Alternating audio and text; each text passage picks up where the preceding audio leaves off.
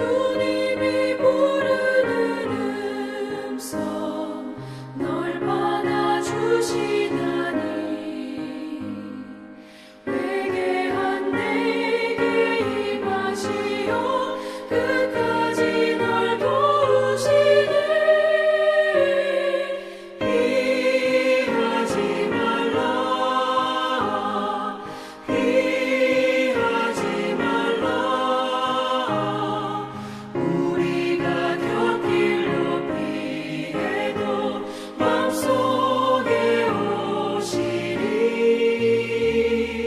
심판날 당할 때 주님을 너 맞을 준비해. 맘속에 주님을 영접하라. 주 영접하라. 주님의 은혜를 받고 너 주를 영접하라. 마음 문 활짝 열어놓고 너 주님을 영접하라. 피하지 말라 피하지 말라 우리가 곁길로 피해도 맘속에 오시리. 심판날 당할 때 주님을 너 맞을 준비해. 맘속에 주님을 영접하라. 주 영접하라.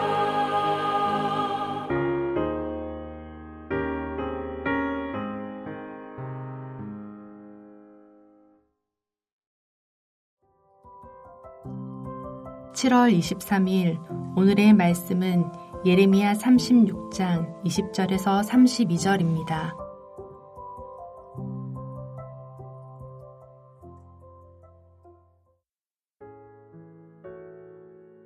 그들이 두루마리를 서기관 엘리사마의 방에 두고 뜰에 들어가 왕께 나아가서 이 모든 말을 왕의 귀에 아뢰니 왕이 여호디를 보내어 두루마리를 가져오게 하매 여호디가 서기관 엘리사마의 방에서 가져다가 왕과 왕의 곁에 선 모든 고관의 귀에 낭독하니 그때는 9째 달이라. 왕이 겨울 궁전에 앉았고 그 앞에는 불피운 화로가 있더라. 여호디가 선호 쪽을 낭독하면 왕이 칼로 그것을 연하여 베어 화롯불에 던져서 두루마리를 모두 태웠더라. 왕과 그의 신하들이 이 모든 말을 듣고도 두려워하거나 자기들의 옷을 찢지 아니하였고 엘라단과 들라야와 그마랴가 왕께 두루마리를 불사르지 말도록 아뢰어도 왕이 듣지 아니하였으며 왕이 왕의 아들 여라무엘과 아스리엘의 아들 스라야와 압디엘의 아들 셀레마에게 명령하여 서기관 바룩과 선지자 예레미야를 잡으라 하였으나 여호와께서 그들을 숨기셨더라.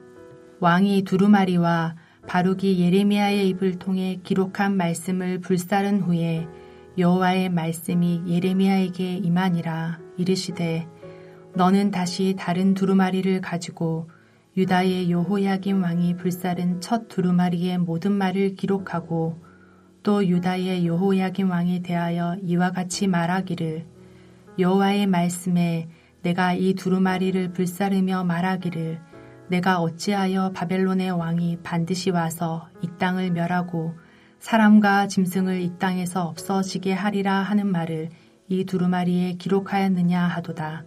그러므로 여호와께서 유다의 왕 여호야김에 대하여 이와 같이 말씀하시니라. 그에게 다윗의 왕위에 앉을 자가 없게 될 것이요 그의 시체는 버림을 당하여 낮에는 더위 밤에는 추위를 당하리라. 또 내가 그와 그의 자손과 신하들을 그들의 죄악으로 말미암아 벌할 것이라. 내가 일찍이 그들과 예루살렘 주민과 유다 사람에게 그 모든 재난을 내리리라 선포하였으나 그들이 듣지 아니하였느니라. 이에 예레미야가 다른 두루마리를 가져다가 네리야의 아들 서기관 바룩에게 주매 그가 유다의 여호야김 왕의 불사른 책의 모든 말을 예레미야가 전하는 대로 기록하고 그 외에도 그 같은 말을 많이 더하였더라. 화요일 아침 주님 앞에 나오신 여러분을 환영하고 축복합니다. 하나님의 말씀을 귀히 여기며 그 말씀으로 자신을 살피고 회개로 반응하는 여러분 되시기를 축복합니다. 오늘 본문은 여호야김이 두루마리의 말씀을 불태우자 하나님께서는 예레미야에게 그 말씀과 더 많은 말씀을 다시 기록하게 하며 다윗 왕조의 패망을 예고하는 내용입니다. 여러분, 귀한 것을 귀하게 여기지 않는 사람을 보면 어떠한 마음이 드십니까? 그 귀한 물건을 낭비하는 것이 안타깝고 어처구니가 없을 때가 있습니다. 때로는 화가 나기도 하지요. 아무리 귀한 것이라도 그 가치를 모르는 사람에게는 아무 소용이 없습니다. 마치 돼지에게 진주를 던지는 것과 같습니다. 오늘 본문에 그런 왕이 한 사람 나옵니다. 여호야김 왕입니다. 말씀의 가치를 몰랐던 왕이지요. 하나님께서 예레미야를 통해 주신 말씀을 기록하게 하셨습니다. 바룩에 의해 기록된 여호와의 모든 말씀이 모든 백성들에게 그리고 고관들에게 낭독되었습니다. 그 말씀의 심각성을 알고 놀란 고관들이 여호야김 왕에게 알립니다. 여호야김 왕은 그 두루마리의 말씀을 자기 앞에서 낭독하게 하고 그 두루마리를 부분 조각조각 찢어서 불태워 버립니다. 여호야김과 그 측근들의 태도가 이 말씀에 대해 어떠했는지를 24절에 보여주고 있습니다. 24절입니다. 왕과 그의 신하들이 이 모든 말을 듣고도 두려워하거나 자기들의 옷을 찢지 아니하였고 말씀을 태움으로 말씀을 우습게 여기고 거부하며 두려워하지 않고 있습니다. 이 태도는 그들이 하나님을 우습게 여기고 하나님을 거부하며 하나님을 두려워하지 않고 있다는 것을 보여주고 있습니다. 이들의 태도를 보면서 두 가지 면에서 아이러니하다고 느껴집니다. 첫 번째 아이러니는 여호야김이 아버지 요시야 왕의 개혁을 경험했을 것이라는 사실입니다. 오늘 본문의 내용이 나오기 약 17년 전에 아버지 요시야 왕은 성전에서 발견된 책에 있는 말씀을 겸손히 듣고 영적 개혁을 단행합니다. 여호야김은 어리긴 했으나 그 일을 분명히 보았고 알고 있었을 것입니다. 그런데 여호야김은 지금 아버지 요시야 왕과는 달리 말씀의 두루마리를 찢어서 태워버립니다. 아버지는 말씀을 듣고 마음과 옷을 찢고 회개했으나 아들은 그 말씀을 듣고 그 말씀을 찢어서 불태우고 있습니다. 부모 세대의 신앙이 다음 세대로 이어지지 않는 안타까운 모습입니다. 각 세대는 각각 주님의 뜻과 일하심에 응답해야 합니다. 아버지의 믿음이 아들의 믿음이 되지는 않는다는 것이죠. 그래서 믿음에는 2세대, 3세대가 없이 오직 1세대만 있는 것입니다. 말씀을 우습게 여기고 무시하거나 거부하는 세대는 망하는 세대입니다. 여러분 각자가 하나님의 말씀을 귀히 여기고 그 말씀으로 자신을 살피는 믿음의 세대가 되어 주십시오. 두 번째 아이러니는 지금 유다 공동체가 금식하고 있다는 것입니다. 원래 유다 공동체가 공식적으로 금식을 하는 때는 속죄일이라고 합니다. 본문의 시기는 속죄일이 아니기 때문에 그들이 금식하는 이유는 공동체의 어려움 때문일 것이라고 여겨집니다. 그 당시 상황을 말씀드리면 여호야김 4년에 바벨론이 아수르와 애굽과의 전투에서 대승을 거둡니다. 대승을 거둔 후에 바벨론이 중동의 패권을 장악하기 시작했습니다. 바벨론의 세력 확장으로 인해서 유다의 위기가 고조되었습니다. 아마도 그래서 예루살렘의 모든 백성 그리고 유다 성읍들에서 예루살렘에 올라오는 모든 백성을 대상으로 금식이 선포되었을 것입니다. 어제 본문인 36장 9절과 10절을 보면 바로 그 금식을 선포한 시점이 여호야김 왕 5년 9월이었습니다. 그리고 그때에 이 두루마리의 말씀이 낭독되었습니다. 이 금식은 닥쳐오는 위기 앞에서 하나님만이 그들의 살 길이요 생명임을 선언하는 의식이었습니다. 따라서 금식일에 예레미야가 바룩에게 두루마리의 말씀을 낭독하게 한 것은 매우 적절한 행동이었습니다. 금식을 선포한 것을 볼 때 왕도 백성들도 하나님을 경외하지 않거나 거역하려고 작정한 이들은 아니라고 보여집니다. 금식을 선포함으로 하나님의 도우심을 구하는 모습이 그들에게 있었습니다. 하지만 정작 그들에게 선포된 하나님의 말씀에는 귀를 닫아버립니다. 두루마리에 적혀있던 말씀은 이스라엘의 죄악을 폭로하고 죄악에서 돌이켜 하나님께로 돌아오라는 내용이었을 것입니다. 두루마리에 적혀있는 내용이 마음에 들지 않아서 말씀을 태우고 귀를 닫은 걸까요? 도대체 그들은 금식을 통해서 무엇을 원했던 것일까요? 놀라운 기적으로 바벨론의 위협으로부터 그들을 건져내는 것이었을까요? 하나님은 물론 하나님은 그런 일을 하실 수 있는 분입니다.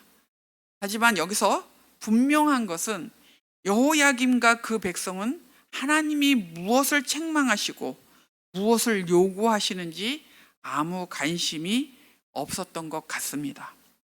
우리의 금식이나 기도도 하나님의 말씀과 뜻은 관심이 없고 자기중심적인 태도로 일관하고 있지는 않습니까?